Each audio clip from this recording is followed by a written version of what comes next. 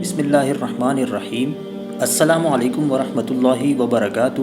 ناظرین، اس سے پہلے کی ویڈیو میں ہم نے دجال سے تمیم داری کی ملاقات کے بارے میں کچھ بات کی تھی، جس میں دجال نے عرب کے لوگوں سے 4 سوالات کیے تھے۔ انہی سوالات کو لے کر اور موجودہ صورتحال پر آج ہم اس ویڈیو میں بات کریں گے۔ ناظرین، دجال کا پہلا سوال بیسان کی کھجوروں کے متعلق تھا۔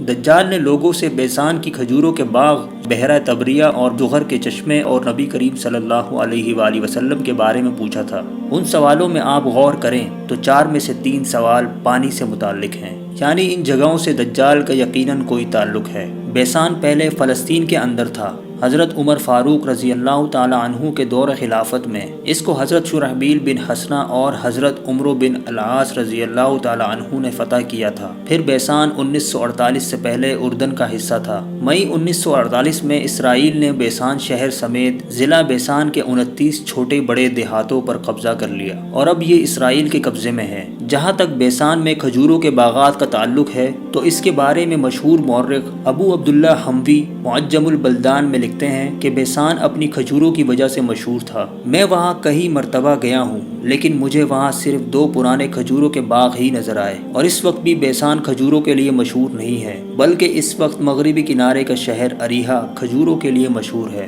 اگرچہ بیسان کا کچھ علاقہ ابھی بھی اردن میں ہے، جو کہ اردن کے غور شہر کے علاقے میں ہے، اور غور کے علاقے میں اس وقت گندم اور سبزیاں وغیرہ ہوتی ہیں، اور اردن کی زراعت کا مستقبل بھی کچھ اچھا نہیں ہے۔ اردن کا انحصار دریائے یرموک کے پانی پر ہے۔ اردن دریائے یرموک کے پانی کو اپنے مشرقی غور کینال ایریگیشن پروجیکٹ کے لیے غور شہر کے قریب لایا ہے۔ اردن کی زمینوں کو غور کے اسی پروجیکٹ کے ذریعے سیراب کیا جاتا ہے، جبکہ دریائے یرموک گولان کے پہاڑی سلسلے سے آتا ہے۔ ناظرین، دجال کا دوسرا سوال بحیرہ تبریہ سے متعلق تھا۔ بحیرہ تبریہ پر بھی اس وقت اسرائیل کا قبضہ ہے۔ بحیرہ تبریہ کے ارد گرد 9 شہر آباد ہیں، جن میں ایک شہر تبریہ بھی ہے، جو یہودیوں کے 4 مقدس شہروں میں سے ایک ہے۔ یہ شہر ایک تاریخی پس منظر رکھتا ہے۔ سن 70 عیسوی میں جب رومی بادشاہ تیتس نے بیت المقدس کو برباد کیا تو یہودی مذہبی پیشوا، جن کو ربی کہا جاتا ہے، تبریہ میں آ کر جمع ہوئے۔ یہاں یہودی مذہبی پیشواؤں کی ایک اعلیٰ سطحی عدالت بلائی گئی۔ آگے چل کر ان فیصلوں کی رو سے 3 اور 5ویں صدی عیسوی کے دوران یہودیوں کی مذہبی اور شہری قوانین کی کتاب تالمود مرتب کی گئی۔ 1200 عیسوی میں یہودیوں کو اپنے کالے کرتوتوں کی وجہ سے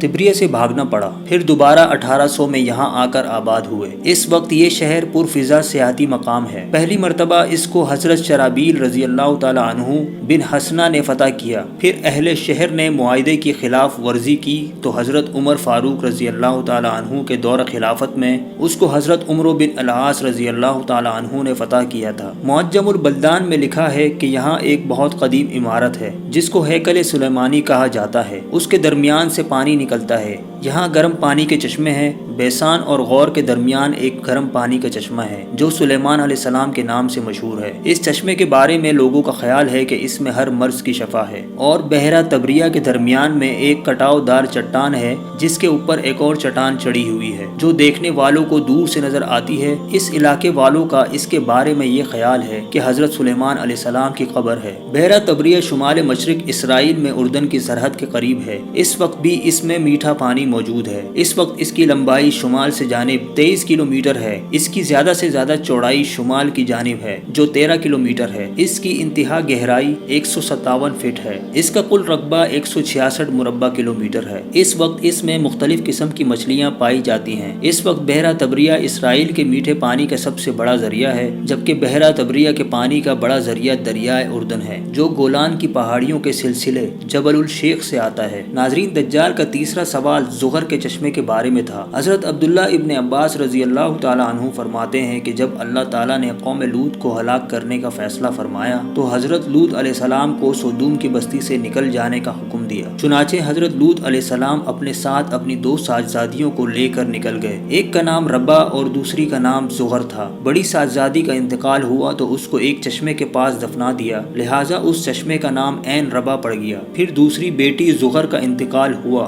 تو اس کو بھی ایک چشمے کے قریب دفن کر دیا۔ اس طرح یہ چشمہ عین زغر کے نام سے مشہور ہوا۔ ابو عبداللہ حموی نے معجم البلدان میں عین زغر کو بحر مراد یعنی ڈیڈ سی اسرائیل کے مشرقی جانب بتایا ہے۔ بائبل کے مطابق قوم لوط پر عذاب کے بعد حضرت لوط علیہ السلام جس بستی میں گئے اس کو زور کہا جاتا ہے، جو اس وقت بحر مراد کے مشرقی جانب اردن کے علاقے میں الصافی کے نام سے ہے۔ ناظرین، گولان کی پہاڑیوں کے بارے میں ہے۔ سن 1967 کی جنگ میں اسرائیل نے شام سے گولان کی پہاڑیاں چھین لی تھی۔ جبل الشیخ گولان کے پہاڑی سلسلے کی سب سے اونچی چوٹی ہے، جہاں سے ایک طرف بیت المقدس اور دوسری جانب دمشق بالکل اس کے نیچے نظر آتا ہے۔ اس کی اونچائی 9232 فٹ ہے۔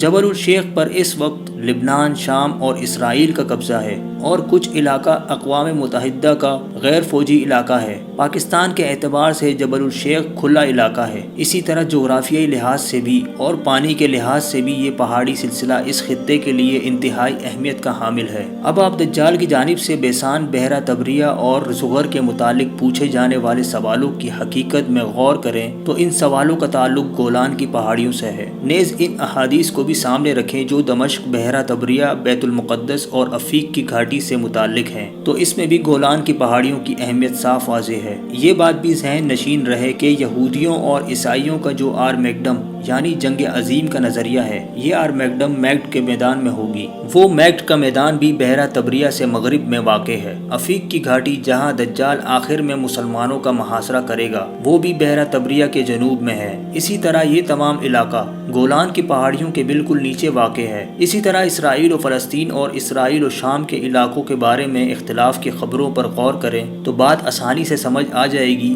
کہ عالمی کفر کن باتوں کو سامنے رکھ کر اپنی منصوبہ سازی کر رہا ہے اور فلسطینیوں کو ختم کرنے کے لیے سارا کفر اسرائیل کا ساتھ کیوں دیتا ہے۔ ناظرین، دجال مکہ اور مدینہ میں داخل نہیں ہوگا۔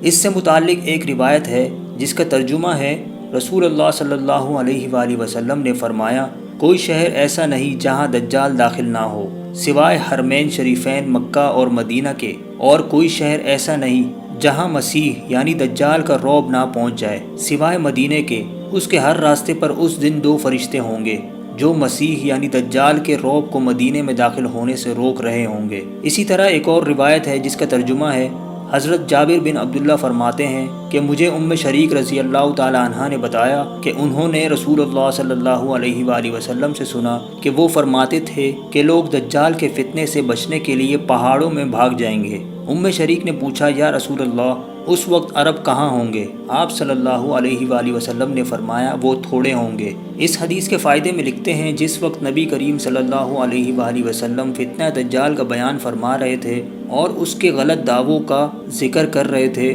تو ام شریک رضی اللہ تعالی عنہا نے جو سوال کیا ان کا مطلب یہ تھا کہ عرب تو حق پر جان دینے والے لوگ ہیں اور وہ ہر باطل کے خلاف جہاد کرتے ہیں، پھر ان کے ہوتے ہوئے دجال یہ سب کچھ کس طرح کر سکتا ہے؟ تو آپ صلی اللہ علیہ وآلہ وسلم نے جو جواب دیا اس کا مطلب بھی یہی ہے کہ ام شریک وہ عرب اس وقت بہت تھوڑے ہوں گے جن کی شان جہاد کرنا ہوگی، ورنہ تعداد کے اعتبار سے تو عرب بہت ہوں گے، لیکن وہ عرب جن کا تم سوال کر رہی ہو وہ کم ہوں گے۔ ناظرین، دجال کے بارے میں مزید ہم جانیں گے اس سے اگلی ویڈیو میں۔ ویڈیو کو لائک اور شیئر ضرور کریں تاکہ تمام لوگوں تک دجال کے بارے میں زیادہ سے زیادہ جانکاری پہنچ سکے۔ اللہ پاک ہم سب کو دجال کے ہر فتنے سے محفوظ فرمائے، آمین۔